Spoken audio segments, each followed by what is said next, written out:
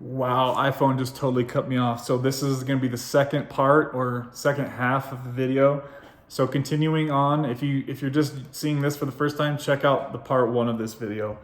So if you are struggling with some sort of caffeine addiction, and you're used to opiate addiction as well, the caffeine addiction is so easy to quit, guys. Like literally, to go from such a high caffeine tolerance, you could just quit taking caffeine and you'll probably have really low energy for a day or two and maybe a migraine for a day or two, and then you're good to go. Caffeine to cold turkey, even caffeine addiction is so much easier than type of like opiate type stuff. So just want to make a quick side note of that, but I did stop taking those caffeine pills and I haven't returned to doing that since then. So from the ages of 20 to 35, I had a lot of toxic relationships.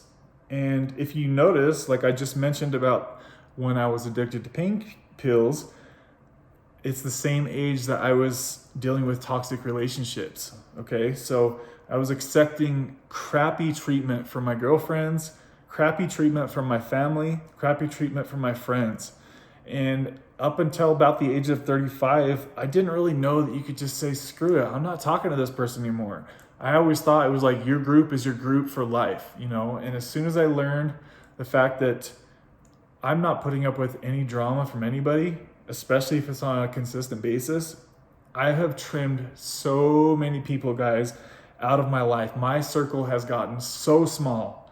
And it's one of the best things you can do for yourself. I know a lot of people think just because people are your family, you have to keep them, everything has to be good and peaceful. But no, guys, if somebody is negatively impacting you, cut them out of your fucking life. Even if it's for a few years until they can get their shit straightened out, maybe you guys just need an extended break from each other. But I'm not saying it's anybody else's fault or it's my fault. Likely I was a huge cause of the drama because I was in a toxic lifestyle myself with the painkillers and the caffeine and the steroids. You know what I mean? Like, I'm sure I wasn't in my right mind most of the time, so I cannot sit here and blame everybody else for all the toxicity. But there was a lot of people that were very toxic for me. And like I said, I cut those people out of my life. I turned my back on a lot of people, and I'm damn glad I did that, because once you got the toxic crap out of your life, you're no longer finding yourself taking painkillers to be out of that situation when you're around those people. I remember I would always have to take painkillers to go to my family events because my brother would be there, and he always was so dramatic for me because he would always be so drunk. And when he gets drunk, it's not my brother anymore. I love my brother when he's sober. My brother is the sweetest man out there. But when the alcohol kicks in, guys, it's not him anymore. And he just has this no filter. He don't give a fuck. He'll say whatever he wants, regardless of how it makes anybody feel. He'll say the rudest shit. And he just makes it very uncomfortable to be around. So I removed the painkillers. I removed toxic people from my life. And what do you know? I don't need painkillers anymore.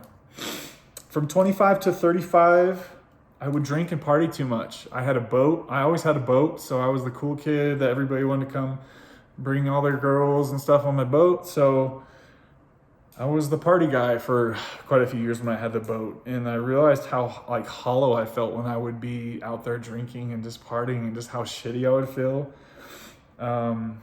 It definitely was not a long-term sustainable way to go. So I would be partying in the clubs and shit, like just dragging that lifestyle out way too long. Also, from my whole life until about 35, I was a people pleaser. When it came to people inviting me to do things, I could not say no. And one of the biggest things also that has helped me in life is being okay with saying no. And if you don't want to do something, say you don't want to do it. Fuck them. You can't please everybody, you know, and if you shove down that little voice inside that says, I don't want to do it, there's going to be turbulence in your body because you're going to be there at the event and you're going to be pissed off that you're there. You didn't want to go. It's easier just to learn how to say no. They'll get over it. You have to learn to start standing your ground, guys. The sooner you can learn this, the better. Trust me. Now I know if I'm dating a girl and she's like, oh, my family's doing this and family's doing that, Can't do it. Sorry. It's just too stressful for me. I don't like family stuff. Like, I don't even do my own family stuff. Why would I do your family stuff? You know? So, as you can see, that's why I don't have a wife. I'm very selfish with my time. I don't like to entertain people. I don't like to be entertained or have to like hassle people to entertain me. I was really freaking needy on people. I always had to have a girlfriend or else I felt incomplete. I always had to be around somebody. I think a lot of it comes from like my childhood and like fear of missing out. Like on weekends, I would have to be in bed by 8 o'clock and it was still sunny outside and my friends were out playing, and that fucking tormented me, guys, when like all my friends are having a sleepover and my strict stepdad would be like, nope, you have to plan this 2 weeks in advance. That's what he would tell me. I'm like, what the fuck, dude? What kind of army camp is this, dude? Seriously. So like I said, I am thankful for the strictness, but that's a little too damn strict, man. Like, so now I have like FOMO on the weekends. I do still to this day sometimes. I get anxiety on the weekends, like I'm missing out on something fun. You know what I mean? Like it's hard for me, but I do it almost every weekend. I sit home alone or maybe I'll invite a lady friend over, whatever, but it's been hard, guys. That part of my childhood is fucked up for sure. And that's drug on all these years later. Like, I'm pretty sure that's where it comes from anyways. But I am no longer needy to have relationships.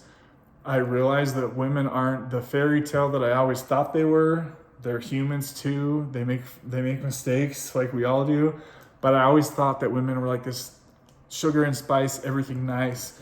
They can never like do any wrong, you know. And I've just been through so many relationships. I've seen so many people in their divorces, and I've observed a lot of relationships, and I'm no longer like searching for the one or whatever, like searching for marriage. That's just not for me after everything that I've seen and everything that I've observed. I'm cool with like casually dating for a little bit, you know, date someone for a year or two, and then chances are shit will be messed up by then anyway, because that's usually about how long relationships last these days. And then I'll go out and be single again, whatever. That's just kind of, I know it probably sounds like I've got some who hurt you type stuff in me, and that's probably true because I have had a lot of hurt with relationships. And for the longest time, I really tried my hardest to find a wife in my life. But after 25 years of failed relationships, one after another, it is what it is. It's just not for me. It's for some people. Some people can be happy in long-term relationships, but that just hasn't been my experience. So why would I keep trying something that obviously always fails? It's failed for 25 years. Why wouldn't it fail for the next 25 years? That's my current outlook on marriage and relationships. It's not for me. My whole life up until about the age of 35, I struggled with like candy addiction. I had a crappy diet up until I got into bodybuilding, and even still, it took me years to learn how to eat healthy.